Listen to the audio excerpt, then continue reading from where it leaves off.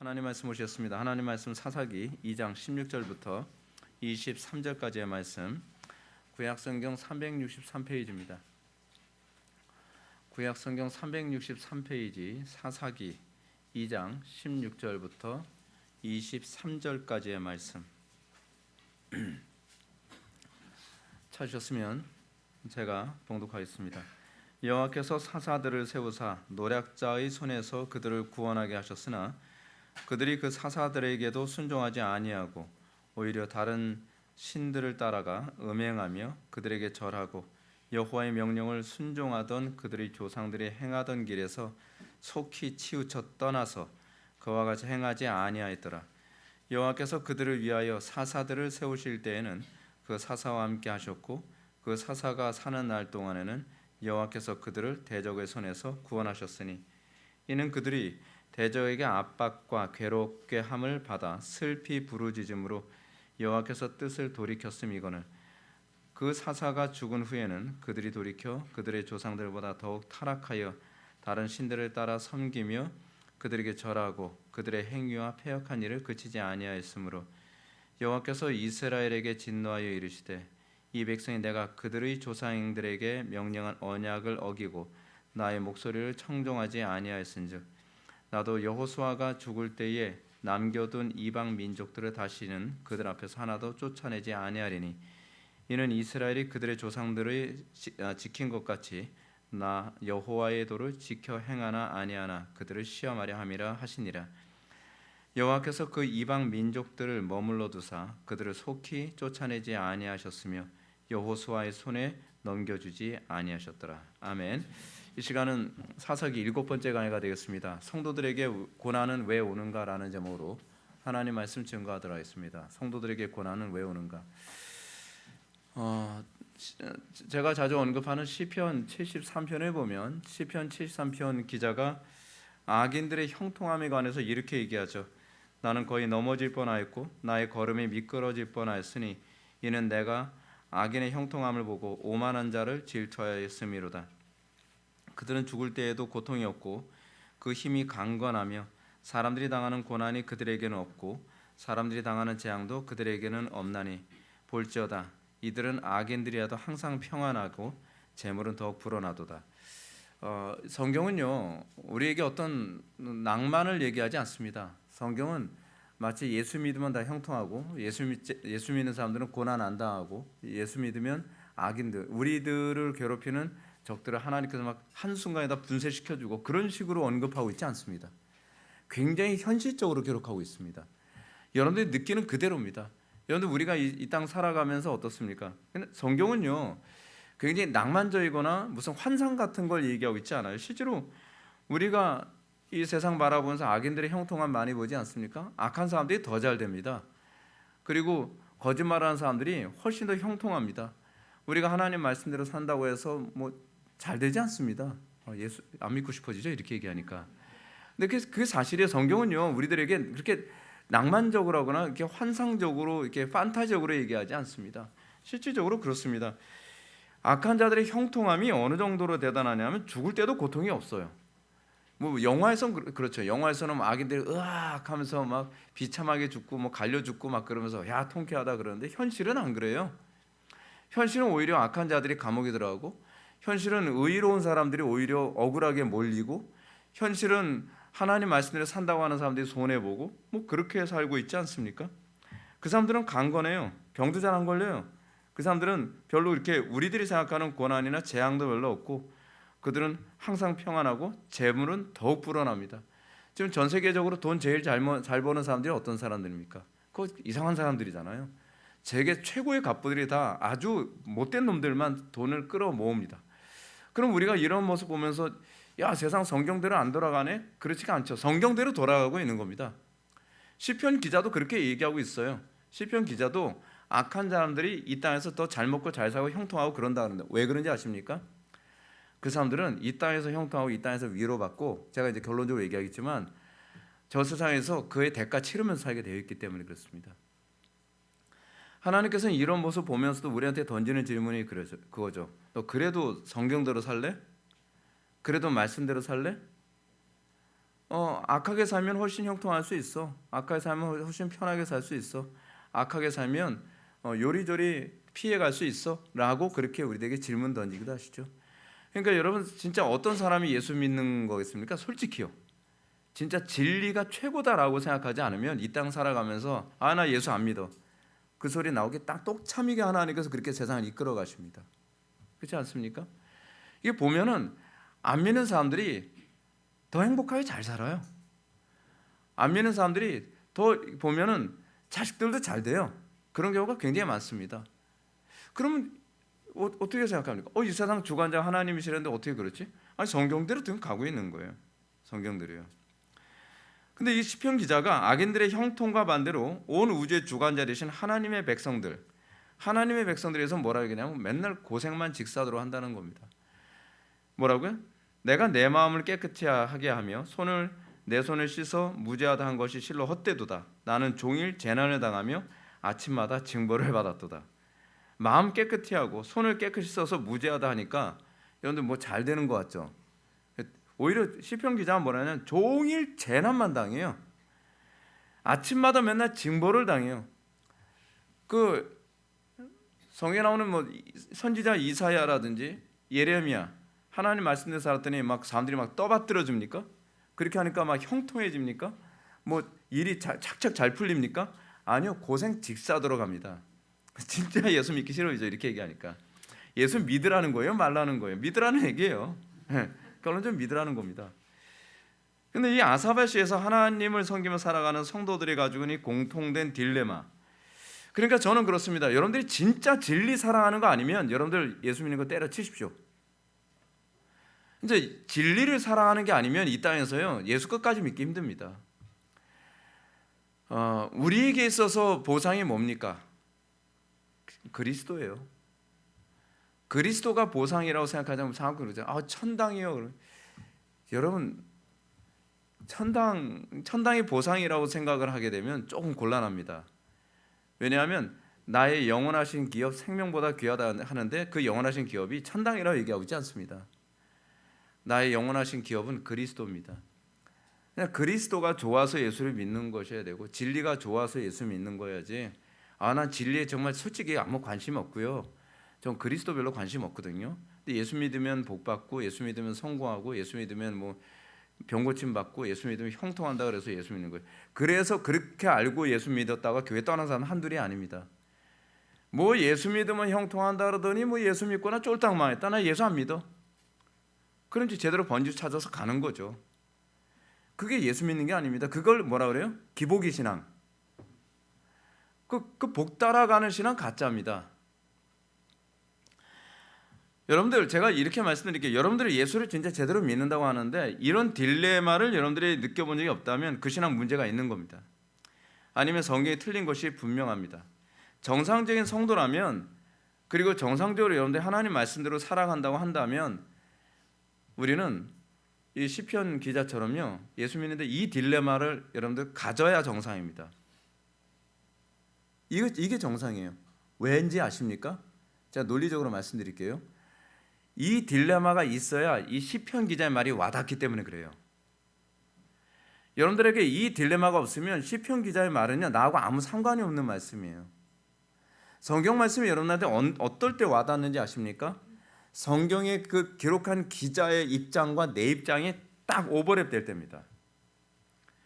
근데 성경의 기자의 입장, 예를 들어서 바울이 막 고린도전서, 고린도후서, 뭐 에베소서, 뭐 빌립보서 막 쓰는데 나하고는 아무 상관이 없는 것 같아요. 나는 바울 같은 고민 안 하고 살거든요.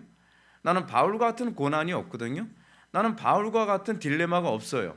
그럼 여러분들이 성경을 읽을 때 어때요? 별로 재미가 없어요. 성경을 읽을 때. 성경을 읽을 때 여러분들에게 성경이 여러분들을 빨아들이게 되는 이유가 뭐냐면 내 입장하고 너무 같은 거예요. 왜 우리가 성경 입장하고 같아질까요? 성령께서 모든 성도들을 다 철로육정으로 인도하기 때문에 그렇습니다. 여러분 철로육정 읽을 때 우리에게 막 그 위로가 되는 게 뭐죠? 어쩜 이 크리스찬이 나의 입장은 너무 똑같아. 근데 어떤 사람은 철로육정 읽는데 그 느낌 별로 없는 거예요. 나는 크리스찬 같이 이런 딜레마 없는데 나는 뭐 장망서에서 떠나면서 뭐 누가 뭐 부여잡고 그런 거 없는데 나는 예수 믿는데 별로 그런 고민 안 했고 예수 믿는데 나는 이런 딜레마 없었고 예수 믿는데 나는 이런 고통 없었는데 그럼 철로역정의 재미가 없죠. 스펄전 같은 사람이 철로역정을 여러분 100번 이상 읽은 이유가 뭡니까? 이게 딱 내 인생하고 너무나 똑같은 거예요. 내 인생하고 너무나 와닿는 겁니다. 성경을 읽을 때 여러분들이 정말 성령의 인도를 받으면서 여러분들의 삶이 이렇게 딱 끌려오는, 그러니까 여러분 그런 거잖아요. 예수님 믿는다는 게 뭐냐면 성령님께 붙잡혀서 사는 인생이거든요. 그러니까 나는 사실은 편하게 살고 싶고 나는 이렇게 살고 싶은데 성령께서 보이지 않는 어떤 그 손으로 나의 삶을 이끌어 오셨는데 나는 그때는 왜 이렇게 힘들고 고통스럽고 괴로운지 모르겠다 했는데 성경 보니까 내 인생이 성경에서 다 나와 있는 거예요. 성경에 써 있네. 어디서 많이 듣던 얘기잖아요. 그래서 우리가 성경을 읽을 때 위로가 되는 겁니다. 성경이 모든 사람에게 위로가 되지 않습니다.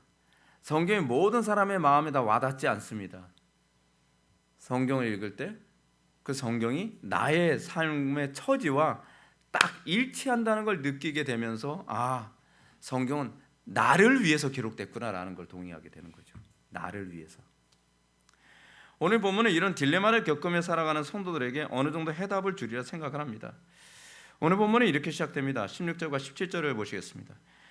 여호와께서 사사들을 세우사 노략자의 손에서 그들을 구원하셨으나 그들이 그 사사들에게도 순종하지 아니하고 오히려 다른 신들을 따라 음행하며 그들에게 절하고 여호와의 명령을 순종하던 그들의 조상들이 행하던 길에서 속히 치우쳐, 또 치우치된 또 속히 치우쳐요.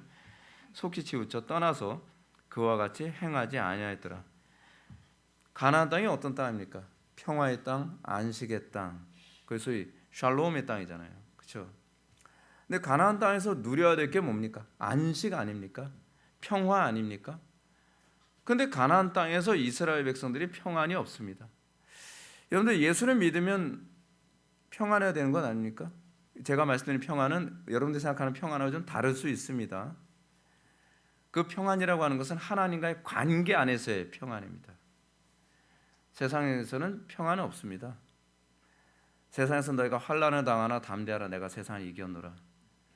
우리가 하나님과 샬롬, 그리스도 안에서 하나님과 샬롬의 관계, 평안의 관계 되면 세상에서는 끊임없이 갈등하고 세상에서는 환난과 고통과 고난과 어려움이 계속 있습니다. 어쩔 수 없습니다. 아무든지 나를 따라오려거든 자기를 부인하고 자기 십자가를 지고 나를 따를지니라라고 말씀하신 것처럼 그리스도의 뒤를 따르는 삶은 십자가입니다. 그건 어쩔 수 없습니다. 항상 고민하고 항상 생각하고 항상 몸부림치고 항상 주여도 부족해서 주여 하면서 맨날 기도할 수밖에 없고. 근데 하나님 말씀대로 살지 않으면요 예수 믿는 것만큼 쉬운 게 없습니다. 그렇잖아요? 적당히 여러분 신사 참배할 때도 봐요. 적당히 신사 참배도 하고 교회 다니면요 고난 없습니다. 이 땅에서도 똑같습니다. 적당히 예수 믿고 적당히 사회생활하면 뭐 별로 고난 없습니다. 그래서 사람들과 관계, 직장 가서 뭐 술 한잔 홀짝홀짝 마셔가면서 분위기 맞춰주고 안 믿는 사람들과의 관계에서도 뭐 너도 좋고 나도 좋고 I'm okay, you okay, everybody okay 하자. 뭐 그렇게 되면 뭐 별로 걱정할 거 하나도 없죠. 예수 믿는 게 뭐가 어렵다 그래? 예수 믿는 게 왜 십자가라 그래? 그거 예수 잘못 믿고 있는 거죠. 성경이 틀렸든지 예수를 잘못 믿든지 둘 중에 하나죠. 성경이 가르치는 예수 믿는 건 사실은 고난입니다. 이 땅에서 그 고난 때문에 이 땅에서 위로 안 받고 영원한 천국에서 위로받겠다면서 그렇게 살아가는 좀 불쌍한 사람들이에요. 우리 같은 사람들이.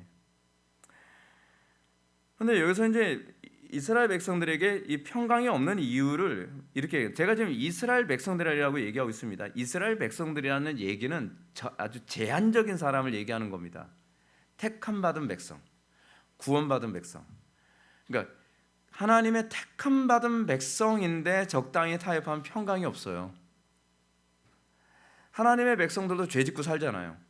하나님의 백성들도 적당히 타협하며 살잖아요. 근데 거듭나지 않은 사람은 적당히 타협하면서 사는 것이 편하게 예수 믿는 방법이에요. 물론 지옥 가겠지만.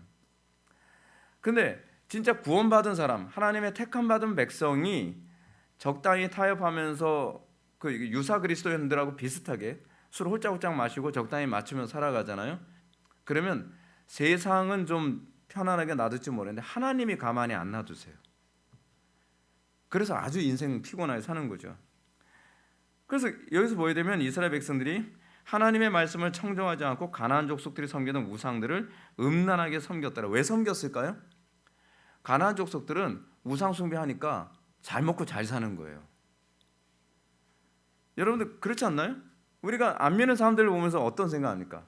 안 믿는 사람들 저렇게 속여가면서 저렇게 적당히 타협하면서 적당히 잔깨 부려가면서 했더니 뭐 출세하는 길이 착착 열리고 뭐 돈도 따라오고 명예도 따라오고 세상 사는 게 좋은 거예요. 그럼 그런 거죠. 학습 효과. 아, 저렇게 살아야 잘 사는구나. 저렇게 살아야 편안하게 사는구나. 저렇게 살아야 행복하게 사는구나. 근데 우리한테는 그게 안 먹혀요. 우리가 그렇게 살면 안 믿는 사람들은 잘 되는데 우리는 안 돼요. 왜요? 우리는 다른 나라에서 사는 사람들이잖아요. 우리는 하나님의 나라라고 하는 다른 통치 세계 안에서 살아요. 저 사람들은 세상 마귀의 통치 안에 사니까 그게 그들이 형통하는 방식이지만 우리는 그렇게 살면 평강이 없어요. 평강이. 제가 지난 시간에도 언급했던 것처럼 하나님께서 사람을 창조하시고 그 사람을 통해서 하나님께서 그러니까 하나님의 택한 백성들을 통해서 하나님께서 기대하시는 바가 제가 뭐라고 했습니까? 제가 오전 예배 때도 그런 말씀 드렸어요. 하나님께서 인간을 창조하신 방식이 뭐라 그랬죠?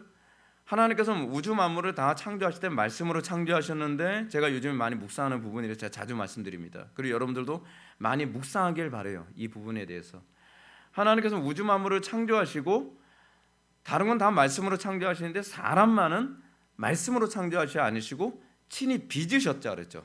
빚으시고 그 코에 생기를 불어넣으시니 네페시하야 뭐가 됐다 했죠? 생명이 되었더라라고 얘기하잖아요. 그런 사람이란 존재는 생존하는 방식, 존재하는 방식 자체가 말씀으로 존재를 해요. 말씀. 근데 그 말씀이 우리 속에 들어오면서 하나님께서 창조하는 그 생명이 되었더라라고 하는 이 부분을 좀 더 우리가 좀 깊이 있게 묵상을 해보면 뭐냐면 뭐가 창조된 거냐면 마음이 창조된 거죠. 시편 기자 다윗이 얘기하는 것처럼 다윗이 우리아의 아내 밧세바를 범한 시편 51편인 것 같아요. 시편 51편인 거로 제가 기억하는데 하나님이시여 내 마음속에 정한 마음을 창조하사 내 마음속에 새로운 마음을 날마다 창조하시죠. 그것을 우리는 하나님의 형상이라고 얘기합니다. 하나님께서 정한 마음을 창조하셔서 그러면 뭘 기대하신 거죠? 우리에게 정한 마음을 창조하셨어요? 이런 현상이 나타나죠. 하나님께서 보시기에 좋은 대로 내가 무엇인가 창조하는 행위를 하고 싶은 거예요. 하나님께서 우리에게 하나님의 형상을 주신 이유가 그거거든요. 하나님께서 이 세상, 에덴 동산을 조금만 창조하시고 나머지는 네가 이 온 세상을 에덴 동산으로 만들어라고 하나님께서 아담과 하와에게 미션을 주신 거 아니에요. 하나님께서 그것 때문에 인간을 창조하신 거잖아요. 그럼 인간의 마음속에 하나님께서 하나님의 형상을 주셨다는 건 하나님께서 보시기에 좋은 대로 우리가 창조하는 거죠. 그러니까 우리가 하나님의 안목과 우리의 안목이 정확하게 일치하게 했던 것이 바로 주님께서 우리에게 생기를 불어넣으심이거든요. 근데 이 생기를 불어넣으심과 관련된 부분이 요한복음에서 마지막에 예수님께서 승천하시기 전에 요한복음인가요? 누가복음인가요? 헷갈리는데 제가 요한복음으로 기억하고 있습니다. 그래서 예수님께서 뭐라고 하시죠? 제자들을 보시고 생기를 숨을 쉬어 불어넣으셨다고 얘기하죠. 그렇죠? 그리고 그 생기가 뭐로 나오는 거예요? 우리로 하여금 하나님의 안목을 갖게 되는 거예요. 그래서 여러분들 여러분 설교를 듣고 그러니까 설교자의 위치가 왜 중요하냐면 설교자는 하나님으로부터 말씀의 조명을 받아 마치 여러분들의 영혼 속에 생기를 불어넣도록 부름받은 특별한 소명을 가진 존재들이에요. 그래서 여러분들이 설교를 듣고 나면 여러분들 그 설교를 들음과 동시에 그 말씀이 내 마음에 새겨져서 여러분들이 가정과 직장과 캠퍼스와 삶의 영역에서 어떻게 해요? 예배자로서 경작자로서의 삶을 살아가는 거죠. 그죠? 설교 통해서 조명받는 게 뭡니까? 아, 내가 이 부분이 경작이 안 됐구나. 내가 이 부분을 잘못 경작했구나. 이 부분을 내가 경작할 영역이 이거였구나라고 하는 걸 매번 예배 때마다 하나님으로부터 조명을 받는 거예요. 그러면 여러분들 마음속에 불이 붙죠. 불이 붙죠. 그래서 여러분들이 삶의 현장에서 가정과 직장 또는 캠퍼스 또는 우리 교회 공동체 안에서 내가 어떤 경작을 해야 될지를 알게 하셔서 어떻게 해요? 거기서 열매를 맺는 거죠. 그리고 이 열매가 옳았는가? 그래서 하나님께서 우리에게 원하시는 게 뭐예요? 너희 행위의 온전함을 내가 보았다 보지 못하다. 이 선언이 나오는 이유가 뭐냐면 행위의 온전함이란 하나님께서 보시기에 선함에 관한 문제예요. 하나님께서 하나님께서 만물을 창조하시고 나서 보기에 좋았더라 보기에 좋았더라라고 말씀하셨잖아요. 근데 하나님께서 창세기 2장으로 넘어가서 하나님께서 아담과 하와에게 뭐라고 말씀하시냐면 동산의 나무 실과는 다 먹어도 되는데 선악을 알게 하는 나무 실과는 따먹지 말라라고 말씀하셨어요. 근데 거기서 이 선악을 알게 하는 일이 있을 때 그 선이라고 하는 단어가 토브라고 하는 히브리어를 사용하거든요. 근데 하나님께서 보시기에 좋았더라, 이 좋았더라에 해당하는 히브리어가 토브예요. 그러니까 하나님께서 보시기에 선하였더라예요. 그러면 선악을 알게 하는 나무 실과를 따먹는다는 얘기는 뭘 의미하냐면 결국 내 눈에 좋은 대로 살 것인가 하나님의 눈에 좋은 대로 살 것인가에 관한 소위 세계관의 문제이고 안목에 관한 문제예요. 그러면 선악을 알게 하는 나무 실과를 따먹을 땐 뭘 얘기하는 거예요? 난 내 눈에 좋은 대로 살겠다. 하나님의 안목에 좋은 대로 나는 살지 않겠다는 얘기거든요. 그래서 인간이 타락하고 난 다음에 나타난 특징이 뭐냐면 하나님의 안목에 좋은 것이 나로 하여금 열정을 불러일으키질 않아요. 하나님 안목에 선해 보이는 것이 나한테 매력으로 여겨지질 않아요. 그럼 머리로는 알겠는데 난 그렇게 살고 싶지 않은 거죠. 근데 성령으로 거듭난 이후에는 어떤 현상이 나타나냐면 하나님의 안목에 옳은 대로 선한 대로 살아가는 것이 내 속에 꿀처럼 달아요.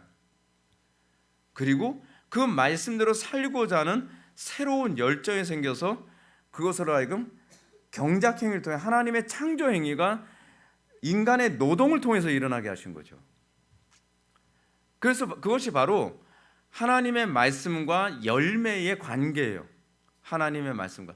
그럼 여러분들 하나님의 말씀 없이 그냥 뭔가 불 받아가지고서 맨날 열정적으로 헌신한다 뭐한다 아무짝에 쓸모없다는 얘기예요. 그 헌신은 항상 하나님의 말씀의 조명을 기반으로 하고요. 그 말씀이 우리로 하여금 하나님께서 보시기에 좋음이 내 눈에 보기에 좋음이 돼서 이제는 내 가정을 경작하되 내 생각대로 내 가정을 경작하는 것이 아니라 하나님의 말씀대로 가정을 경작하고 내 교회도 내 방식대로 교회를 경작하는 것이 아니라 하나님의 방식대로 교회를 경작하고 내 직장도 내 방식대로 경작하는 것이 아니라 하나님의 방식대로 직장을 경작하고 이 대한민국을 경작하고 그러면서 결국은 뭐예요? 하나님께서 마지막에 심판대에서 심판하시는 게 뭘까요? 그러면 내 눈에 좋게 경작한 것과 네 눈에 좋게 경작한 것을 나누는 거 아니겠습니까? 우리는 날마다 그 선상에 살고 있어요. 근데 문제는 가나안 땅에 들어간 이스라엘 백성들이 하나님께서 원하시는 대로 가나안 땅을 경작하지 않죠. 어떻게 경작합니까? 하나님께서는 싸워서 점령하라고 했는데 난 그렇게 못하겠다는 거예요. 저들하고 적당히 같이 타협해서 저 사람들이 믿는 우상 나도 같이 믿고 저 사람들하고 사이좋게 해가면서 이 싸움 안 하고서 얼마든지 이 가나안 땅에서 행복하게 살면 되는 거 아니야? 그렇게 생각한 거죠. 하나님께서는 궁극적으로 우리가 하나님의 말씀에 반응함, 그래서 순종이 제사보다 낫다는 얘기도 그래서 나오는 겁니다. 하나님의 말씀에 반응하는 것을 통해 궁극적으로 하나님의 창조의 완성에 맞춤표를 찍기 원하신다고 주님께서 우리들에게 말씀하시는 것 아니겠습니까? 그래서 안목이 중요합니다. 성경 아무리 읽어도요, 여러분들이 안목이 안 열리면 성경 가지고 오히려 더 심각한 문제를 많이 이야기합니다. 그런데 구약과 신약 전체에서 항상 드러나는 것처럼 하나님의 백성들이 하나님께서 인간을 창조하신 뜻에서 벗어납니다. 이 이거 제가 말씀드린 건 거듭났다고 하는 사람들을 제가 우선 하는 소리입니다. 크게 두 가지죠. 첫째는 하나님 말씀을 거부하는 거고요. 둘째는 말씀을 듣지만 그 말씀대로 순종하지 않는 겁니다. 근데 거듭나지 않은 사람은 아예 하나님 말씀 경작을 하는데 왜곡되게 경작을 하는 거예요. 예를 들면 그런 거잖아요. 가정을 경작하는데 프로이트 방식대로 경작을 한다든지, 그렇죠? 요즘에 어떤 그 유명한 금쪽이 얘기하시는 그런 분들처럼 말이에요. 또는 어떤 분들은 교회를 경작한다고 하는데 자유주의 신학으로 경작을 한다든지, 그 사람들 나름대로 다 옳다고 생각하는 거예요. 근데 문제는 그들 보기에 좋다고 생각하는 거죠. 문제는 하나님의 안목이 아니라 사람의 안목으로 인생을 살아가고 있다는 것이 문제입니다. 다 열심히 살아가죠. 다 열심히 봉사하죠. 다 나름대로 열심히 교회 섬긴다고 하고 있죠. 여러분, 교회 안에서도 여러분 문제를 일으키는 사람들이 열심히 있는 사람입니까? 없는 사람입니까? 나름대로 열심히 있다고 하는데 왜곡된 안목을 가지면 문제가 되는 거예요. 왜곡된 안목. 그래서 하나님의 안목을 가지고 살아가는 것에 대한 중요성이 그거 아니겠습니까? 자, 근데 하나님께서는 그럼에도 불구하고요, 하나님의 말씀을 거부하거나 또는 하나님의 말씀을 듣지만 그 말씀대로 순종하지 않는 그런 백성들을 향해서 또 하나님 그래도 사랑하시죠. 18절 말씀 보면 여호와께서 그들을 위하여 사사들을 세우실 때에는 그 사사와 함께 하셨고 그 사사가 사는 날 동안에는 여호와께서 그들을 대적의 손에서 구원하셨으니 이는 그들이 대적에게 압박과 괴롭게 함을 받아 슬피 부르짖음으로 여호와께서 뜻을 돌이켰음이거늘. 제가 말씀드렸죠. 하나님의 택한 백성들의 특징이 뭐예요? 하나님 말씀을 살면 평안하지만 내적으로 평안하다는 거예요. 몸은 고달프지만. 근데 하나님 말씀을 살지 않으면 몸은 편하지만 마음이 고달프기 시작을 합니다. 근데 하나님께서 계속 고통을 주시고 깨달라고 하나님께서 후려치시고 그러면 어떻게 해요? 하나님 살려주세요, 잘못했어요 그러잖아요. 하나님께 기도하면 긍휼이 많으신 하나님은 또 구원해 주시죠. 또 구원해 주세요. 그럴 때마다 하나님께서 어떻게 해요? 사사들을 보내시죠. 그래서 여호와께서 그들을 위하여 사사들을 세우실 때에는 그 사사와 함께 하셨고 그 사사가 사는 날 동안에는 여호와께서 그들을 대적의 손에서 구원하셨으니, 대적의 손에서 구원해 주신 이유가 뭘까요? 하나님께서 왜 기도하면 구원해 주실까요? 이제 다시 죄지는 자리로 가라고요? 우리나라 지금 걱정되는 게 그거 아닙니까? 우리나라는 위기였다가 하나님께서 위기에 가만히 또 모면하게 하면 더 죄 많이 짓죠. 더 아유 다행이다, 이제 살았네. 아유 이젠 다시 죄 지러 가도 되겠네. 죄 지러 가세, 죄 지러 가세. 또 죄 지러 가는 거예요. 맨날. 왜냐하면 아슬아슬해가지고 죄를 못 짓고 있다가 또 아슬아슬해서 또 안전하니까 또 죄 지러 가는 거예요. 그러니까 하나님이 또 어때요? 또 후려 패시고 또 정신 차려. 근데 하나님께서 왜 우리에게 자유를 주시고 왜 우리에게 평안함을 주시고 왜 우리에게 안전함을 주시냔 말이에요. 왜 종교의 자유를 하나님께 다시 회복시켜 주시냔 말이에요. 이유가 뭐예요? 하나님 나라 경작하라고. 근데 하나님 나라 경작하는 게 아니라 어떻게 해요? 편하면은 또 딴짓해요. 편안하면 또 한동안 코로나 때문에 해외여행 못 가고 그러다가 코로나 또 하나님께서 다 풀어주시니까 어떻게 해요? 더 많이 가죠. 그냥 더 열심히 가죠. 아니 그러라고 코로나 이걸 해주신 게 아니잖아요.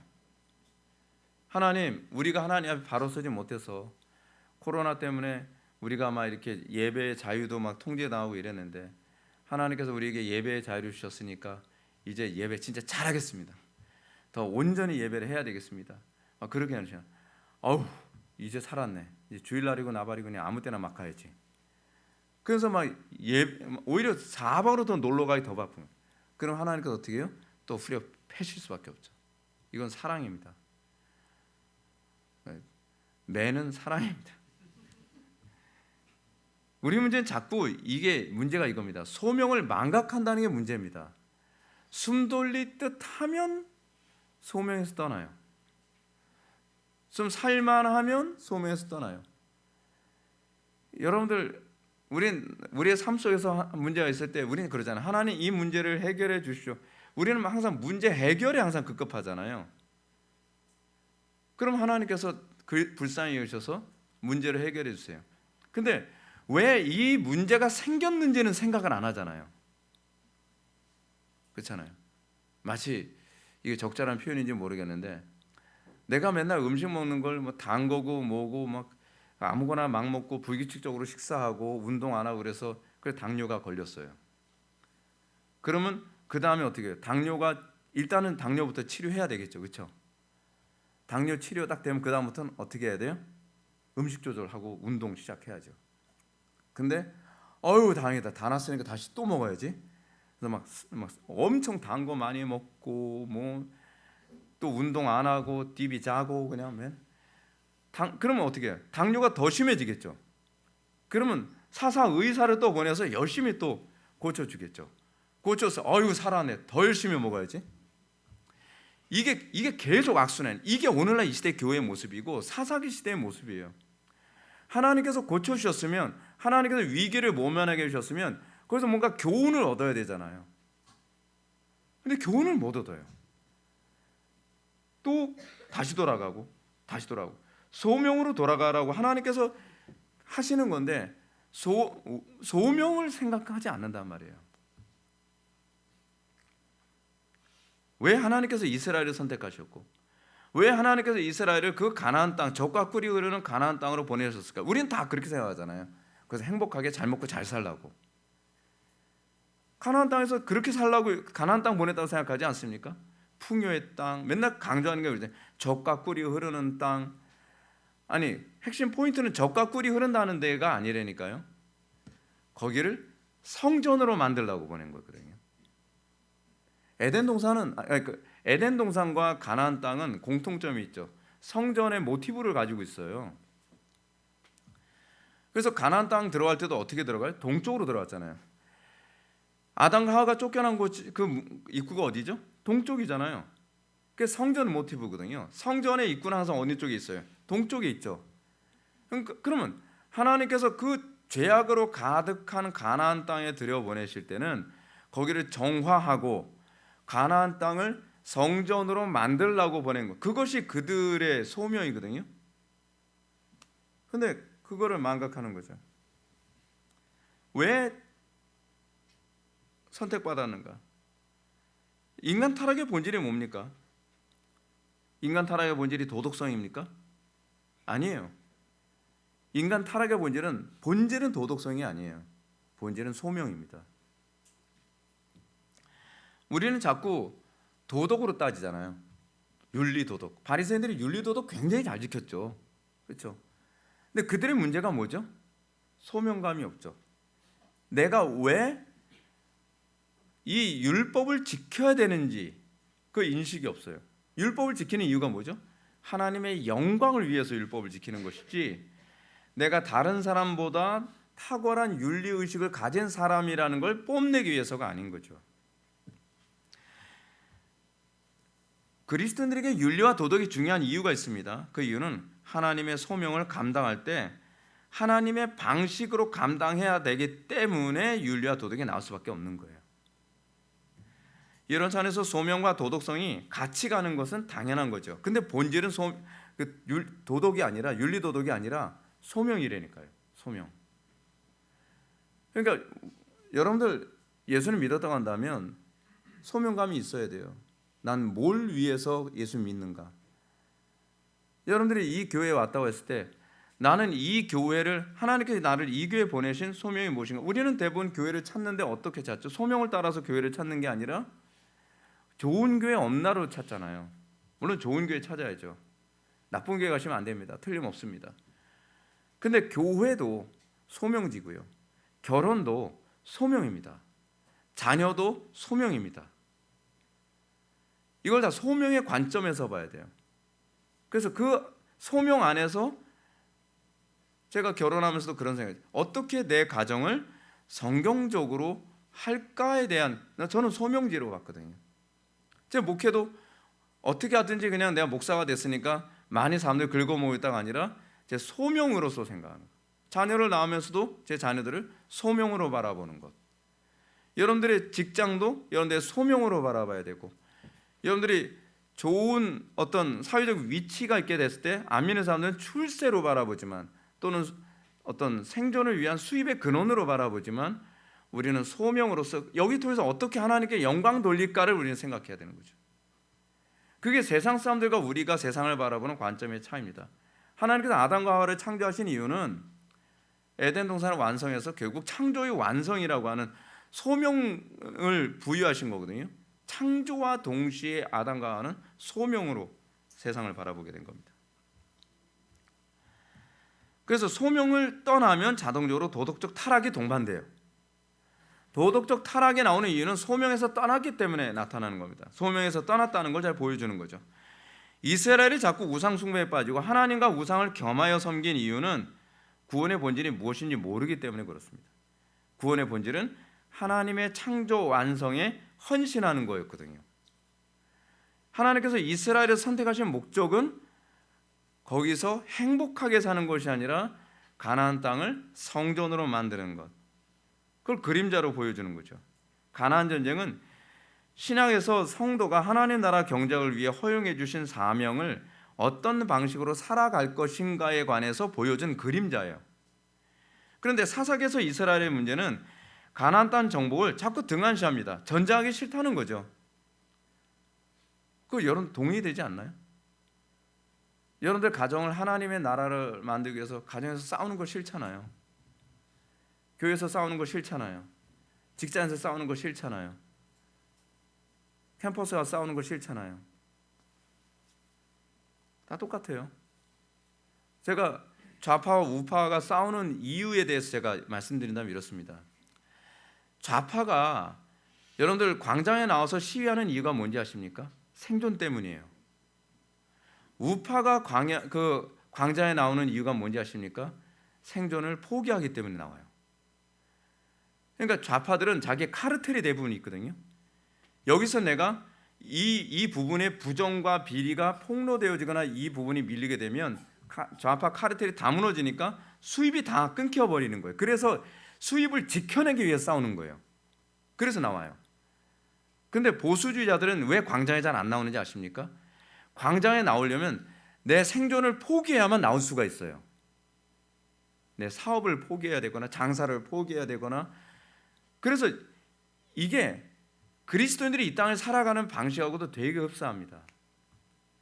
그리스도인들이 이 땅을 살아가는 방식이 뭐냐면 우리는 하나님 말씀대로 살려면 내 생존을 포기해야 돼요. 하나님 말씀대로 살아가려면 내가 손해를 봐야 돼요. 그래서 하나님 말씀대로 살기가 굉장히 힘들어요. 근데 문제는 뭐냐면 우리가 하나님 말씀대로 살려고 한다고 했을 때 적들이 교회를 공격하는 이유가 뭐냐면 자기의 생존을 건드리고 있거든요. 자기의 욕심의 문제, 자기의 안락에 관한 문제를 자꾸 건드리니까 자동적으로 교회를 박해하는 쪽으로 갈 수밖에 없는 거예요. 결국 그게 딱 잘라서 얘기하면 양쪽 다 생존의 문제예요. 한쪽은 생존을 지켜내기 위해서 싸우는 사람이고 한쪽은 진리 때문에 생존을 포기하며 살아가는 존재들이에요. 그래서 보수적 사람들은 애구심 때문에 나오잖아요. 대부분요. 이 부분이 차이가 있습니다. 간혹 사람들은 예수를 믿음으로 주어지는 결과가 행복일 거라고 생각합니다. 그렇지 않습니다. 죄송한데요. 예수 믿는 거하고 행복하고 약간 거리가 멉니다. 저도 이거 깨닫는데 시간 많이 걸렸고요. 이거 깨닫고 나서 이제 안 믿을 수도 없고. 서론에서 시편의 기자가 인용한 말처럼 행복이 아니라 하나님 나라 경작을 통해 창조의 완성을 이루는 겁니다. 우리 각자에게 분배된 가나안 땅, 소명지 있는데 그 분배된 땅을 충성되게 정복하여 하나님께서 보시기에 좋도록 경작하라고 우리를 부르신 겁니다. 이 땅에서 하나님께서 우리에게 원하시는 건 죽도록 충성을 합니다. 이 땅에서 하나님께서 우리에게 기대하는 것은요, 맡은 자에게 구할 것은 충성이니라. 여러분 어디 그 신약 성경에서 예수님께서 비유 베푸실 때 택함 받은 백성들에게 편안함과 안락함과 이 게으르게 살 수 있는 여지를 남겨놓은 부분이 있습니까? 없어요. 그냥 주인 오실 때까지 고생하면서 충성을 다해가며 살아가는 겁니다.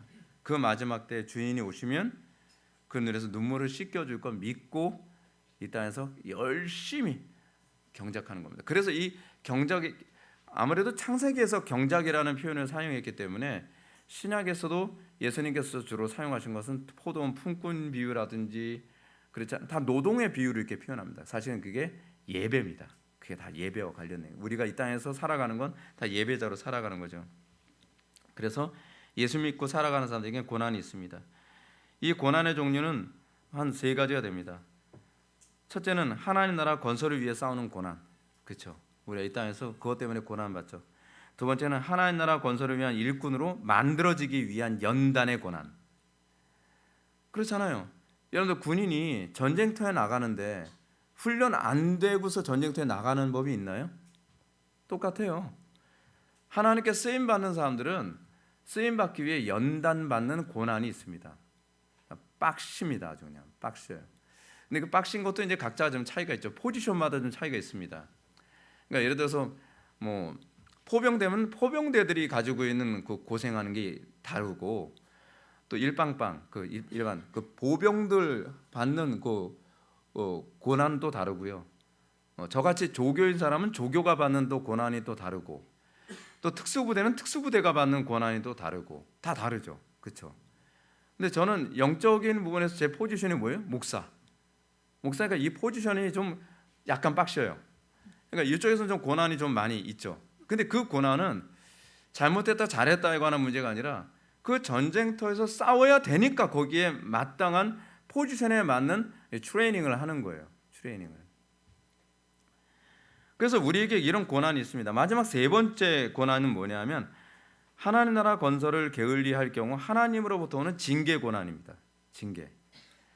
뭐 하고 있냐는 거예요, 너 지금. 그렇지 않습니까? 너 지금 여기서 이거 경작해야 되는데 뭐 하고 있어요? 술친구와 더불어 놀고 있는 거예요. 그럼 엎드려 뻗쳐. 대가리 박아. 이게 빠져가지고 이렇게 되는 거죠. 여러분 우리가 한번 진단해 보십시오. 우리에게 오는 고난이 이 셋 중에 어떤 겁니까? 우리가 정말 하나님 나라 영광에서 싸우면서 오는 고난에는요 기쁨과 안식이 있습니다. 근데 우리가 하나님 나라 영광에서 싸우지 않고 게을러서 맞는 거에는요 이게 없어요. 근데 이런 건 있습니다. 하나님 나라 건설을 위해서 만들어지는 일꾼으로 연단받는 고난에는 가끔가다 위로가 있습니다. 그렇죠? 막 훈련하다가 막 힘들면 그러죠. 조교가 잠깐 쉬자. 그러면서 우리 그 훈련소에서 훈련 받을 때 진짜 맨날 총검술 여기 다 벗겨지도 총검술 하거든요. 진짜 총 들고 맨날 뛰고 막 그러다가 잠깐 쉬는 시간은 딱 주는 거예요. 그래서 다들 막 지치대로 지쳐 있고 해는 막 뉴역뉴역 져가고 땀에 막 찌들어 있고 제가 6월 군번이니까 엄청 덥거든요. 6월 달 엄청 더워요. 근데 그 더운 날씨에 조교가 딱 앉아. 야, 다 그 자리에 앉아. 하면 다 앉아요. 그래서 야, 너희 중에 노래 잘하는 사람 한 명 나와. 한 명 딱 나와. 저야. 그래서 훈련병 누구? 하면서 앞에 딱 나가요. 너 뭐 부를 건데? 콩방맨은 안 학네. 그걸. 근데 걔는요. 진짜 서글프게 부르더라고요. 네. 한이 맺혀서 불러요. 네. 콩밤매는 안 학네 그러는데요. 막 진짜 청아하게 연병장을 쫙 울리는데 애들이 다 울고 있어요. 하나님께서 우리에게 그런 이런 위로는 아니지만 우리를 훈련시키면서 각각의 이런 그 위로를 주면서 조금만 인내라, 조금만 인내라. 군인이 그냥 되는 지 아니. 하나님의 군사가 그냥 되는 거 아니다. 그런 식으로 위로를 하면서 그런 식으로 이제 군인을 만들어 가시는 거죠. 사사기에 나오는 고난은 세 번째에 해당합니다. 19절 보면 이렇습니다. 그 사사가 죽은 후에는 그들이 돌이켜 그들의 조상들보다 더욱 타락하여 다른 신들을 따라 섬기며 그들에게 절하고 그들의 행위와 패역한 길을 그치지 아니하였으므로. 우리는 먼저 그 사사가 죽은 후에라는 말부터 집중해 보아야 되겠습니다. 본문에서 그 사사가 죽은 후에라고 언급한 것은 쉽게 풀어서 말하면 하나님의 구원을 다 맛본 후에라는 거죠. 우리가 불순종에서도 하나님께 매달리면 하나님께서도 도와주셔서 좀 살만하면 또 여행 다니고 소명 잊고서 내 멋대로 살고 구원받고 나면 아쉬울 게 없거든요. 편안한 겁니다. 아쉬우면 또 다급하게 하나님께 부르짖고 그럼 하나님께서 또 긍휼이 많으시니까 또 발등에 불 꺼주시고 발등에 불 꺼지면 또 놀러 다니고 내 멋대로 살고 소명의 장소를 자꾸 망각을 해요. 자꾸 소명을 뒷전으로 합니다. 영적 게으름에 빠지는 거죠. 그러면 소명을 멀리하는 영적 게으름이란 무엇이겠습니까? 그 영적 게으름, 그 소명을 멀리하는 게 뭐예요? 딱 한마디로 얘기하면 우상숭배예요. 우상숭배에 빠지는 겁니다. 뭔가 세상 것에 그냥 거기에 빠져서 그 즐거움으로 살아가는 거예요. 그 즐거움, 우상숭배에 빠져 사는데 하나님께서 don't touch, 아무런 건드림이 없다? 버리운 자식이 아닌가 고민하셔야 되는 문제예요. 이거는 히브리서 12장에 나오는 말씀이잖아요. 하나님의 택한 백성이라면요 그렇게 놔두질 않습니다. 진짜 그렇게 놔두질 않아요. 본문은 그렇게 기록합니다. 그들이 돌이켜 그들의 조상들보다 더욱 타락하여 다른 신들을 따라 섬기며 그들에게 절하고 그들의 행위와 패역한 길을 그치지 아니하였으므로. 소명에서 떠나면 맨날 하는 짓이 뭐냐면 우상 숭배입니다. 우리가 하나님의 진리에서 떠나면 죄 짓는 것밖에 없어요. 다윗이 우리아의 아내 밧세바를 범할 때는요 자기의 소명을 망각할 때였습니다. 그렇지 않습니까? 이 모습이 바로 오늘날 이 시대 한국교회의 모습이죠. 한국교회의 가장 심각한 문제는 뭐냐면 소명을 망각했다는 겁니다. 이승만 대통령 당시 이승만 대통령은 어떻게 생각했습니까? 대한민국을 정말 하나님께서 원하시는 나라로 세우겠다고 하시면서 그분이 관심 가셨던 건 중국 대륙을 다 복음으로 점령하는 것. 그 소명에 대한, 나라가 제대로 건국도 되지 않은 상태에서 대한민국을 중심으로 해서 전 세계가 복음화되는 것, 분명한 소명감이 있으니까 이 소명감 때문에 사람이 타락할 겨를이 없어요. 여러분, 타락은요 시간 많고 돈 많고 생각이 이게 비어 있을 때 주로 나오는 거거든요. 하나님 나라와 영광 위해서만 거기에 집중하면요 우리가 죄질 시간도 없습니다. 대한민국이 지금 문제가 뭐냐면 돈 많죠, 시간 많죠, 그리고 뭐 놀러 다닐 게 너무 많은 거예요. 그래서 소명을 자꾸 망각해요.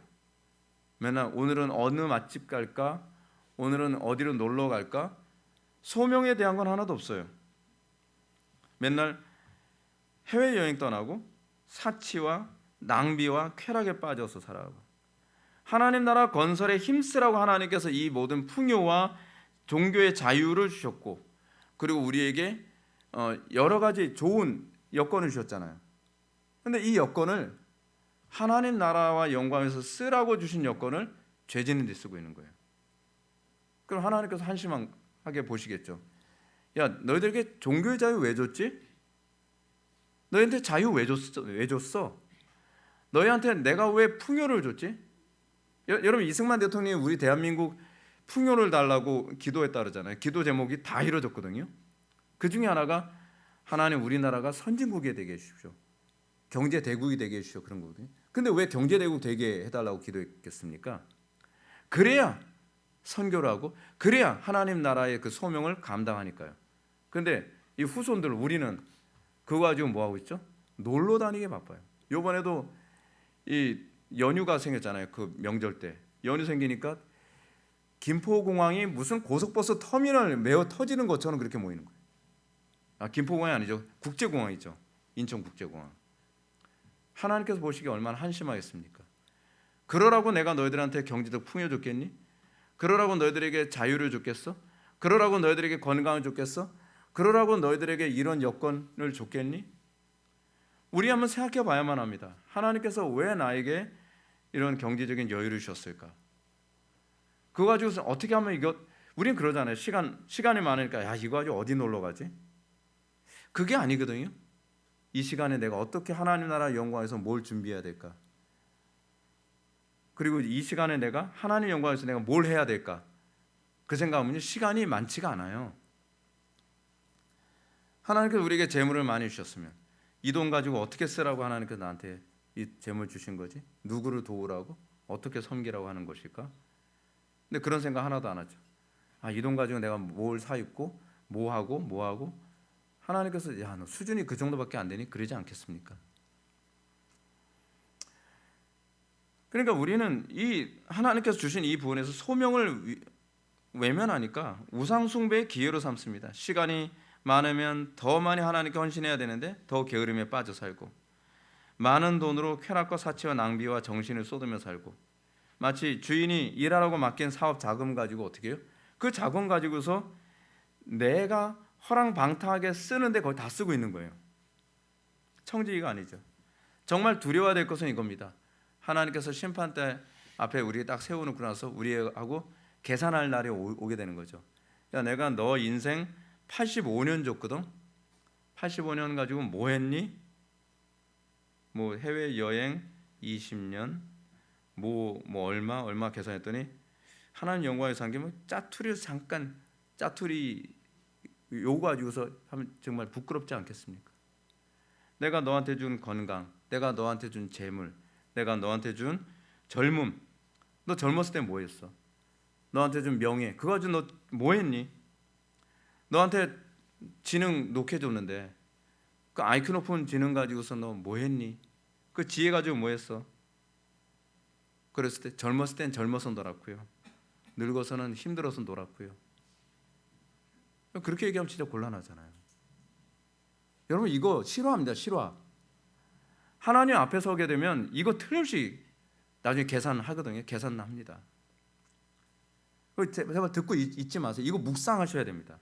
진짜 묵상하셔야 돼요. 우리가 주님 앞에 부끄럽지 않게 보고서 낼 수 있어야 됩니다. 연말정산 하듯이. 저는 한국교회 문제가 이걸 두려워하지 않는 게 문제라고 저는 생각을 합니다.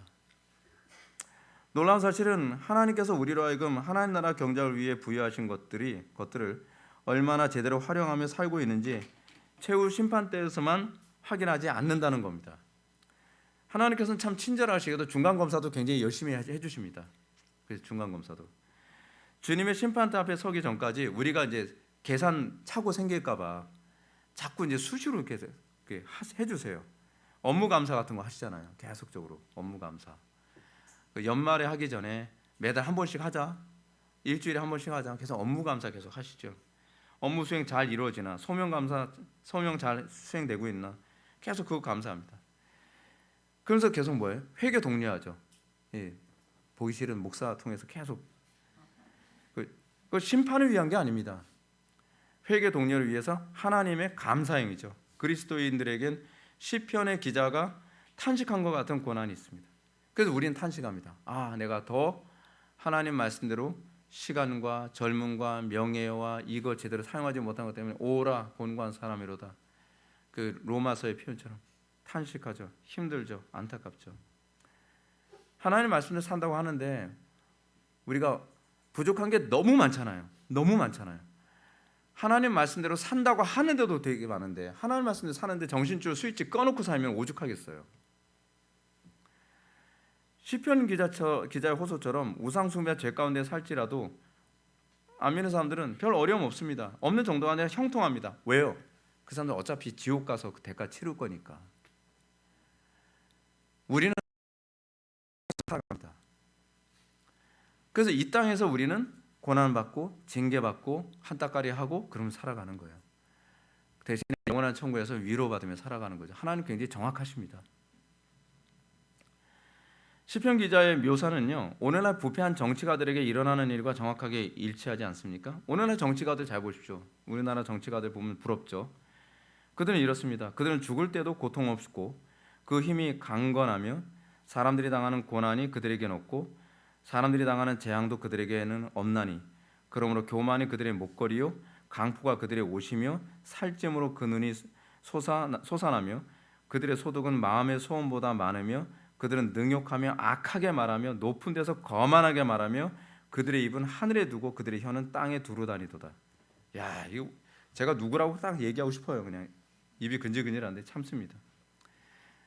우리나라 이 썩어 빠진 정치가들, 지금 나라 이 지경으로 다 말아먹은 정치가 다 이래요. 제가 아는 그 정치가는 죽을 때도 고통이 없이 얼마나 호강하면서 죽는지 몰라요. 황제처럼 죽습니다. 황제처럼. 강건한 사람들이 당하는 고난은 그들에게 없어요. 재앙도 없고요. 자녀들도 다 출세하고 잘 먹고 잘 살고. 여러분 보십시오. 그 사람들 자녀들 다 뭐 외국에서 명문 대학에서 다 이렇게 유학 생활했다고 하고. 근데 정작 여러분 좀 더 과거로 돌아갑시다. 독립군 자녀들 다 지질이 못 살잖아요. 근데 일본 앞잡이로 한 사람들 잘 살잖아요. 그래서 우리는 굉장히 딜레마에 빠지죠. 딜레마. 강포가 그들이 오시고 살찌면 그들은 이렇게 약삭빠르게 요때는 친일로, 요때는 어디로 이렇게 살짝 이렇게 잘 맞춰서 살아가거든요. 타협이나 그런 부분은 너무 잘합니다. 근데 그 사람들은 어떻게 해요? 모든 게 다 잘 돼요. 그래도요. 그러니까 적당하게 타협할 줄 모르는 사람들 보고 등신이라고 그러죠. 저런 바보들. 조금만 타협하면 얼마나 편안하게 살 수 있는데. 근데 그게 복이 아니에요. 그게 심판입니다. 그걸 심판이라고 볼 수 있어야 돼요, 우리가요. 그래야 우리가 그들을 부러워하지 않습니다. 그건 심판입니다. 그들은 이 땅에서 하나님 나라 경작을 뒷전을 게으르게 산 것입니다. 그러므로 그들이 하나님의 심판대 앞에 섰을 때 받을 선고는 영원한 안식처가 아닙니다. 왜요? 이 땅에서 안식처처럼 살았잖아요. 여러분 이 땅에서 안식처처럼 살았습니까? 이 땅에서 여러분 육신의 편리대로 살았습니까? 그런 사람들이 또 천국 간다 그러면 난 억울할 것 같아요. 솔직히. 그렇잖아요? 그래서 그들이 가는 곳은 영원히 안식이 없는 형벌의 장소가 기다리고 있는 겁니다. 거지 나사로와 부자의 가르치면서 예수님께서 말씀하신 것처럼 이거죠. 너는 살았을 때 좋은 것을 받았고 나사로는 고난을 받았으니 이것을 기억하라. 이것을 기억하라. 이제 그는 여기서 위로를 받고 너는 괴로움을 받느니라. 그게 공의입니다. 그게 공의입니다. 이것이 바로 사사시대의 극도로 타락한 신앙적 삶의 태도였습니다. 이렇게 타락한 신앙적 태도에 하나님은 진노하심으로 20절과 22절 말씀처럼 이렇게 선고하시죠. 여호와께서 이스라엘에게 진노하여 이르시되 이 백성이 내가 그들의 조상들에게 명령한 언약을 어기고 나의 목소리를 순종하지 아니하였은즉 나도 여호수아가 죽을 때 남겨둔 이방 민족들을 다시는 그들 앞에서 하나도 쫓아내지 아니하리니 이는 이스라엘이 그들의 조상들이 지킨 것 같이 나 여호와의 도를 지켜 행하나 아니하나 그들을 시험하려 함이니라 하시니라. 이 존엄한 선고의 본질을 잘 보시기 바랍니다. 하나님께서 이스라엘 조상들과 맺은 언약에 하나님이 신실하셨습니다. 근데 이스라엘 백성들은 신실하지 않아요. 우린 그러죠. 하나님 어떻게 그럴 수 있어요? 라는 소리를 우린 굉장히 잘하지 않습니까? 네, 하나님께서 우리들 보고 그러시겠죠. 니네는 근데 어떻게 그래? 니네들은 나하고 약속 하나도 안 지키잖아. 근데 너희들은 어떻게 내가 조금이라도 서운하게 하면 약속을 지켰네 안 지켰네 어떻게 그런 소리를 할 수 있어? 이런 거죠. 이스라엘 백성들과의 관계 안에서 이스라엘 백성들이 하나님과의 언약 안에서 그들이 해야 할 일이 무엇이었습니까? 본문은 그렇게 하죠. 즉 여호와의 목소리를 순종해야 했습니다. 순종해야 했어요. 왜냐하면 순종이 사실은 사람들이 자꾸 착각을 하는 게 뭐 순종해야 구원받냐 안 받냐. 여러분 이게 순종은 구원의 문제가 아니라 열매의 문제라니까요. 하나님께서 우리에게 순종을 요구하시는 이유는 우리의 순종을 통해 하나님 나라 경작을 일궈내시기 때문에 그런 거예요. 그래서 당연히 나와야 되는 거예요. 왜요? 하나님께서 우리에게 기대하시는 바가 뭐기 때문에 그래요? 하나님 나라의 창조의 완성이 우리의 순종을 통해서 이루어지니까. 여러분 교회가 경건하길 바랍니까? 그러면 그 경건해지기 위해서 하나님께서 우리에게 원하시는 게 뭐죠? 순종이죠. 여러분들 가정이 정말 성경적인 가정 되길 원하십니까? 그럼 하나님께서 여러분들의 가정이 경건한 가정이 되기 위해서 하나님께서 우리에게 뭘 원하실까요? 천사가 알아서 다 경건하게 만들어줍니까? 아니죠. 우리의 순종과 헌신과 희생을 통해서 그 가정이 경작되길 원하시는 거예요.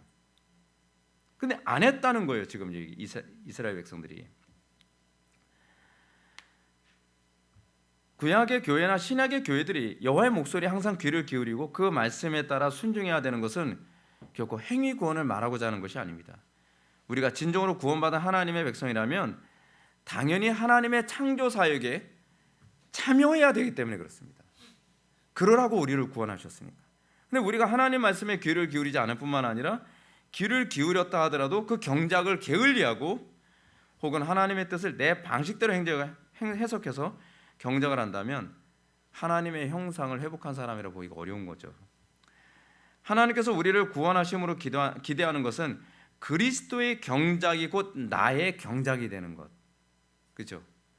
피조세계가 하나님께서 보시기에 좋았다라는 선언이 듣도록 경작하려면 나의 경작이 아니라 그리스도의 경작이어야 되겠죠. 그래서 우리가 예수를 믿고 그리스도와 한 몸을 이루어야 되는 거예요. 그리스도의 안목을 소유해야 되는 거예요. 그래서 이 안목을 얻는 것도 그냥 되는 것이 아니라 연단의 과정이 있고 그런 거죠. 여러분도 그렇잖아요. 여러분 구원받으면 곧바로 하나님께 쓰임 받으면 좋지 않습니까? 그런데 구원받았다고 곧바로 하나님께 쓰임 받질 않아요. 다윗이 왕 되는데 몇 년 걸렸죠? 한 30년 걸렸어요. 골리앗 맞박게 하는데 15년 걸렸고요. 거기서 이 왕 되는데 15년 걸리고요. 그 대략 한 30년 걸린 거예요. 하루아침에 왕 되면 얼마나 좋겠습니까? 근데 훈련 과정 없이 왕 됐다가 완전히 쪽박찬 왕이 누굽니까? 사울이잖아요. 사울. 그래서 하나님께서는 우리를 당신의 일꾼으로 세우기 위해서 전문 기술을 습득하도록 만드시잖아요. 그렇죠? 그래서 전문대학 코스, 전문대학 코스 뭐 그렇게 하듯이 빡시게 훈련시켜서 전쟁터로 보내시는 것 아니겠습니까? 그래서 오직 의인은 믿음으로만 살기 때문에 우리가 이 경작을 한 데서 훈련이 안 되면 그리스도의 안목이 아니라 자꾸 내 안목으로 자꾸 경작을 하려고 그래요. 성경은 야 그렇게 가정을 경작하지 말래니까 좀 잠깐 비켜봐요. 제가 전문가거든요. 제가 굉장히 많이 알아요. 그럼 속 터지는 거죠. 문제는 이겁니다. 신학도 그렇습니다. 아니 하나님의 안목으로 목회를 해야 되잖아요. 근데 하나님 잠깐 있어봐요. 제가 개혁주의 공부 엄청 많이 했거든요. 가만히 계세요. 제가 알아서 할 테니까. 그래서 교회를 쑥대밭으로 만들어버려요. 문제는 하나님의 안목을 소유하기 위해서 신학을 하는 것이지 하나님께서 우리에게 조명해 주신 걸 자꾸 무시하는데 이 신학이 사용되니까 이게 문제라는 거예요. 이걸 잘 이해 못하는 사람들이 많습니다. 굉장히 많습니다. 그래서 그런 사람들의 특징이 기도를 잘 안 하죠. 자기 이성이 너무 발달했다고 생각하니까.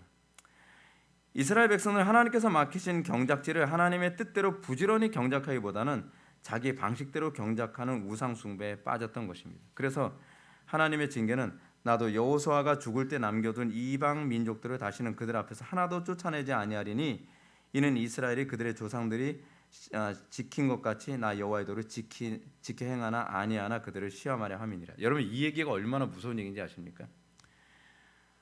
이 얘기는요 이런 거죠. 하나님께서 야 안 되겠다. 광야 생활부터 다시 시작하자예요. 이거 광야 생활 코스입니다. 광야 생활 코스. 우리가 하나님께 쓰임 받으려면 우리의 고집, 우리의 아집, 내 혈기, 내 욕심 그게 철저히 다 무너지고 난 다음에 그 다음에 우리가 하나님께 쓰임 받는 거잖아요. 근데 그렇게 훈련됐다고 하더라도요 잘 안 돼요. 여러분 훈련됐다고 해서 우리가 완벽해지진 않잖아요. 지금 이스라엘 백성들이 조금만 편하면 하나님 말씀을 떠나서 욕심대로 살고 그러니까 하나님께서 어떻게 말씀하시는 거예요? 하나님께서 신명기 8장 2절 말씀처럼 내 하나님 여호와께서 이 40년 동안에 내게 광야길을 걷게 하신 것을 기억하라. 이는 너를 낮추시며 너를 시험하사 내 마음이 어떠한지 그 명령을 지키는지 않는지 알려 하시며. 똑같은 논리 구조죠. 똑같은 논리 구조예요. 그러니까 여러분 이런 게 있어요. 교리 많이 한다고 해서 또는 신학적 지식이 많다고 해서 목회 잘 되는 게 아닙니다. 목회자가 틀림없이 신학적 훈련이 돼야 되지만 대부분의 목회자들이 하나님께 쓰임 받기 전에 거의 공통적인 게 다 있습니다. 광야 생활 엄청 많이 합니다. 그래서 설교자는 광야에서 만들어진다는 얘기를 그래서 하는 겁니다. 신학을 아무리 많이 알아도 그 신학을 경건과 연결해서 사용한다는 것이 굉장히 어렵습니다. 굉장히 어려워요. 그래서 연단을 받고 그리고 나서 그 신학이라고 하는 것을 목회 현장에 적용해 가는 것입니다. 이스라엘 백성들이 문제는 뭡니까? 하나님을 믿는다고 하는데 광야 생활에 대한 훈련과 연단이 없는 겁니다. 그래서 하나님께서는 마치 광야에서 이스라엘 백성들을 선조들을 연단했던 것처럼 사사기 기자가 22절에서 이는 이스라엘이 그들의 조상들이 지킨 것 같이 나 여호와의 도를 지켜 행하나 아니하나 그들을 시험하려 함이라 하시니라. 이 시험이 신명기 8장 2절에서는 뭐하고 연결이 되어 있죠? 만나 사건하고 연결되어 있죠. 만나 사건. 하나님께서 광야에서 40년 동안 만나만 주신 이유가 뭐예요? 네가 말씀으로 사나 안 하나 시험해 보려 함이라. 지금 여기서도 똑같은 표현이에요. 22절에서 이는 이스라엘의 조상들이 지킨 것 같이 이스라엘의 그들의 조상들이 지킨 것 같이 뭐예요? 만나 사건 얘기하는 거잖아요. 나 여호와의 도를 지켜 행하나 아니하나 시험하려 하심이라라고 얘기하는 겁니다. 사랑하는 성도 여러분, 저는 여러분들에게 이런 연단과 고통이 계속되지 않았으면 좋겠습니다. 그 유일한 방법은 하나님으로부터 부름받은 그 부름에 합당한 순종과 충성을 다하는 겁니다. 그리고요, 제가 보았을 땐 그렇습니다. 연단 중에 가장 어려운 연단은 뭐냐면 기도 연단입니다. 그러니까 기도 생활 제일 힘들죠. 그리고 기도 깊이 있게 하는 게 여러분 똑같이 기도를 다 똑같은 기도가 아닙니다. 제가 여러분하고 이제 그런 얘기 하잖아요. 우리 애들하고도 마주 앉아서 그런 얘기 하거든요. 야, 책을 읽어도 읽었다고 다 똑같이 읽는 게 아니야. 어떤 사람은 책을 읽고 내용만 기억하는 사람이 있는가 하면 어떤 사람은 책을 읽고 흐름을 기억하는 사람이 있어요. 근데 어떤 사람은 책을 읽고 그 책의 저자의 세계관을 그대로 흡수하는 사람이 있어요. 기도도 똑같습니다. 기도 1시간 기도에 대해서 다 똑같은 게 아닙니다. 혹독한 연단, 고난, 낮아짐, 그리고 괴로움, 탄식, 그런 수많은 아주 복합적인 그 괴로움과 어려움을 가운데서 연단받은 상태에서 기도하게 되는 것 다릅니다. 오늘날 목회자들에게 있어서 그런 기도의 연단, 여러분 그거를 알까요? 광야 같은 곳에서 정말 뼈를 깎는 것 같은 고통 가운데서 기도하면서 한 발자국 한 발자국 신앙의 진보를 겪어가면서 오게 되어지는 것. 여러분 그렇게 할 때에 제대로 신앙생활이 됩니다. 여러분 이 연단이라는 게 무서운 게 이거예요.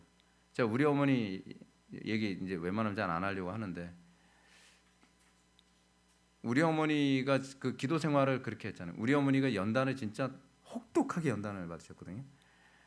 얼마나 연단을 그러니까 억울함 연단이라든지 그런 거 얼마나 혹독하게 받았는지 우리 어머니가 이 40대 때는요.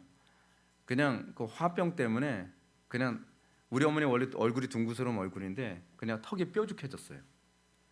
그러니까 전철을 타니까 어떤 할머니가 자리를 양보하더랬어요. 40대 된 사람 여자한테 너무 안쓰러우니까 할머니가 자리를 양보할 정도로.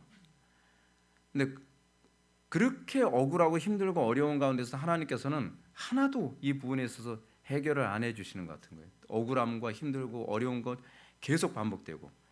그래서 하나님께 우리 어머니가 그러시더라고요. 한번 반항 한번 해봤다고. 나 이제 기도 안 할래요. 나 이제 기도 생활 안 해요. 너무 힘들고 너무 괴로워서 나 이제 기도 생활 안 할래요. 선언을 딱 하고 그 다음에 기도하러 안 나왔대요. 그럼 며칠 있다가 하나님께서 풍으로 치셨어요.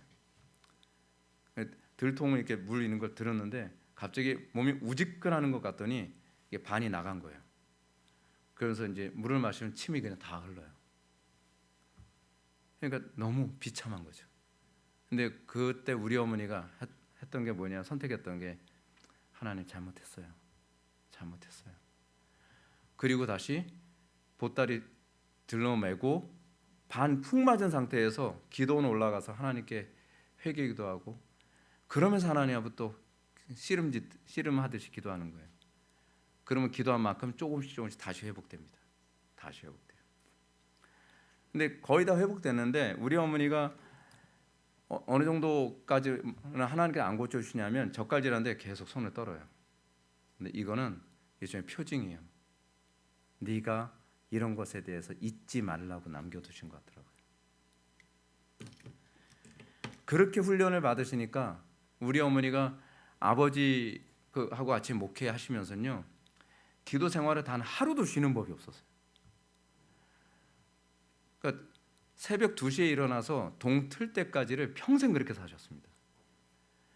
그러니까 어머니하고 제가 이제 같이 이제 자면 어머니가 새벽 2시 되면 일어나시는데 진짜 제가 봤을 땐 오늘은 기도하러 가는 게 거의 불가능해 보일 정도로 완전히 열이 펄펄 끓고 몸살과 뭐 감기가 완전히 그냥 장난이 아닌 거예요.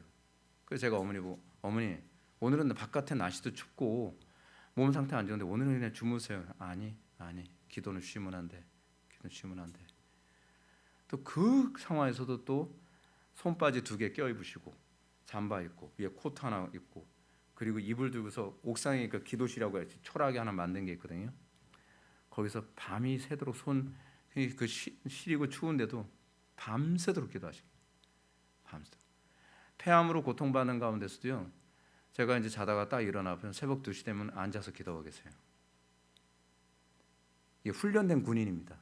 훈련된 군인. 우리는 훈련이 전혀 안 돼가지고서 오합지졸이죠. 예. 하나님께서 당신의 군사를 사용하시기 위해서 하나님께서는 이렇게 훈련하십니다. 근데 하나님의 말씀대로 순종을 안 하고 짬만 있으면 요리 피하고 저리 피하고 편하고 안락하게만 살려고 하니까 하나님께서 이스라엘에게 뭐라 이게 니네들 광야 훈련 좀 해야 되겠다 보내시는 거죠. 23절은 이스라엘에게 고난이 그치지 않은 원인을 이렇게 기록합니다. 여호와께서 그 이방 민족들을 머물러 두사 그들을 속히 쫓아내지 아니하셨으며 여호와의 손에 넘겨주지 아니하셨더라. 이 말씀에서 우리는 중요한 사실을 발견해야 됩니다. 과거에는 전쟁만 하면 쉽게 승리를 주셨던 하나님이 이제는 승리를 잘 안 주세요. 아무리 주여 기도해도 하나님께서 도와주시지 않습니다. 쉽게 응답하지 않아요. 왜요? 또 응답해주면 또 못된 짓 하니까. 그러니까 여러분 하나님께서 여러분들에게 도와주시고 힘주시고 그럴 때 그 소명의 자리로 돌아올 수 있는 기회로 삼으십시오. 근데 여러분들이 소명의 자리가 아니라 또 편해지면 또 엉뚱하게 살아가는데 자꾸 그러면 여러분 점점 더 힘들어집니다. 점점 더 광야의 삶이 점점 더. 제가 목회하면서 제가 제일 속 터지는 게 뭔지 아십니까? 여러분들은 전 몰라요. 한 명 한 명이 정말 경건하게 바르게 예배하고 신앙생활하게 하기 위해서요. 정말 뼈골 빠지게 기도합니다. 근데 그렇게 해서 간신히 어느 정도 궤도 올려놨다 그러면 또 그냥 금방 기분 좋아져가지고 긴장감 싹 풀어지고 대충 신앙생활하면 나 이제 저 사람 이제 기도 안 해. 그런 마음이 들 때가 얼마나 많은지 몰라요. 화가 얼마나 나는지 아십니까? 내가 왜 저 사람 위해서 기도해야 되는데 내 기도도 지금 산더미처럼 쌓여 있는데 그렇잖아요? 그러니까 하나님께서 이게 계속 반복되면 내가 더 이상 쉽게 고쳐주지 않겠다요.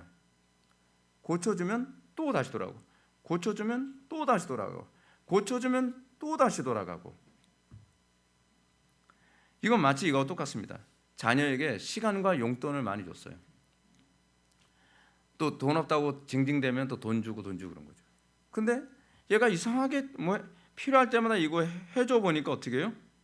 시간과 돈을 자꾸 낭비한단 말이에요. 자꾸. 그럼 어떻게 해요? 자동적으로 부모가 시간도 타이트하게 쪼이고 용돈도 잘 안 주는 거죠. 옛날엔 쉽게 시간과 용돈을 주던 걸 자꾸 쪼이는 겁니다. 왜요? 그렇게 해야 얘가 제정신 차릴 것 같으니까. 똑같아요. 하늘에 계신 우리 아버지도요.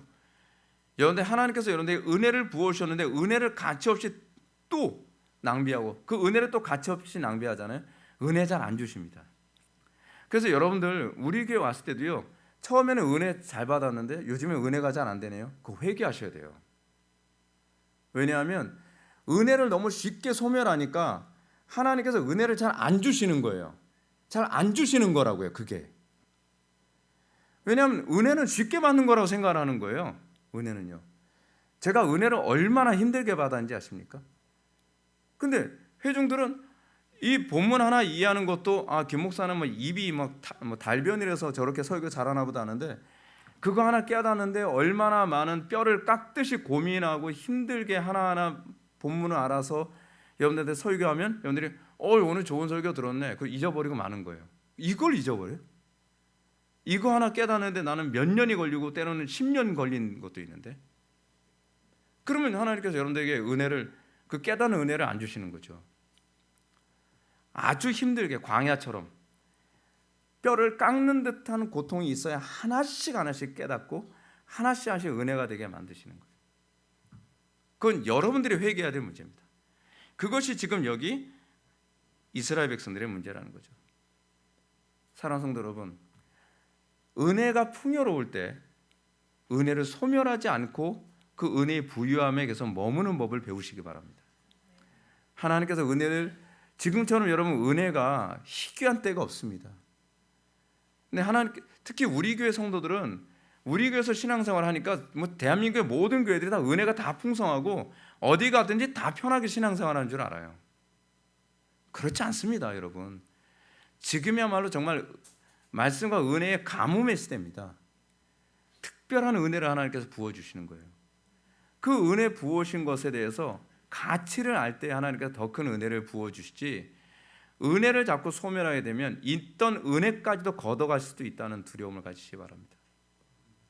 이 마지막 시대 정말 하나님 두려워하시고 정말 은혜의 가치를 여러분 아시고 기도생활 제발 좀 등한히 하지 마시고, 그리고 여러분들 하나님의 말씀을 받으면 그 말씀이 내 속에서 소멸될까 두려워하는 마음으로 날마다 이런 투쟁하듯이 살 수 있는 저와 여러분들 되기를 주님의 이름으로 축원합니다. 기도하시겠습니다. 사랑이 많으신 하나님, 이 땅에서 우리에게 오는 고난에 여러 가지 이유가 있지만 우리가 하나님의 그 말씀을 등한시 여김으로 하나님께서 우리에게 광야 같은 삶을 허락하시기도 하신다는 것을 다시 한번 깨닫게 되었습니다. 하나님께서 주신 은혜를 우리가 소홀히 하지 않게 하여 주시고, 우리가 그 은혜를 붙잡아 소명의 자리로 나오고 그 소명을 통해서 하나님을 영화롭게 하는 귀한 백성들 되게 하여 주옵소서. 예수님의 거룩하신 이름으로 기도올옵나이다. 아멘.